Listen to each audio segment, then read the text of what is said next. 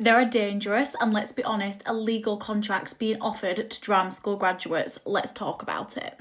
Now, it doesn't take a genius to know that young performers are desperate to get in the game. They want to start performing as quickly as possible and they cannot wait to put online that they've got their first contract, and that is so normal, and this is not the performer's fault. But let me tell you, I've heard some horror stories about things that young performers have been through in their first contracts because of people taking advantage of that. There are people paying young performers little to nothing, illegal wages because they're less than minimum wage, not putting them up in correct accommodation, promising them things, not following through on them, and it is starting to get ridiculous. I've heard of people moving abroad and having to sleep on sunbeds as their bed.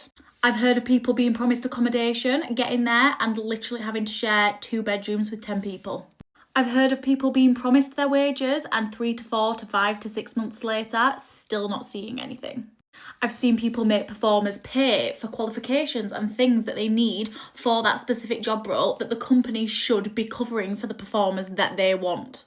And especially if you're a self-represented performer out there who is like fresh, doesn't have an agent, is working for themselves, all of these amazing things that we try to push forward to young performers to tell them that they can actually do it, it's hard to know what to look for. So I am here and I'm going to tell you.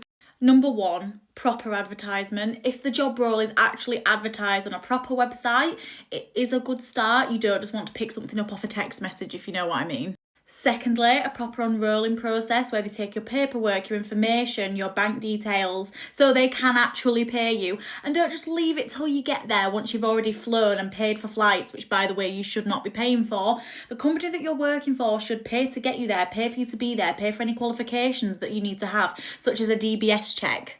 And they shouldn't be leaving you to financially make up for all of that on your own. That's not what you do when you work for a good company. It shouldn't feel sketchy, it shouldn't make you worry, they shouldn't say weird things to you, your manager shouldn't be a bit too friendly with you, if you know what I mean. And get someone that you trust to look over a contract. And if they don't send you a contract, now I'm really concerned. And listen, I want you to perform as much as the next person, but if people are treating you inhumanely and you're not getting paid the living wage, and I'm all for, I'd rather be a performer earning minimum wage than anything else, okay? So I'm not against minimum wage. What I'm against is people getting paid less or nothing. There are contracts where the staff will be unkind, old-fashioned, not with the times, yeah? Don't let people insult you, don't let people be cruel. You are a performer, you deserve respect. And finally, please take this with you. I know you want something on your CV. I know you think it's going to open doors to the next place. But if these people aren't qualified to do that for you, going through hell is not going to make that change.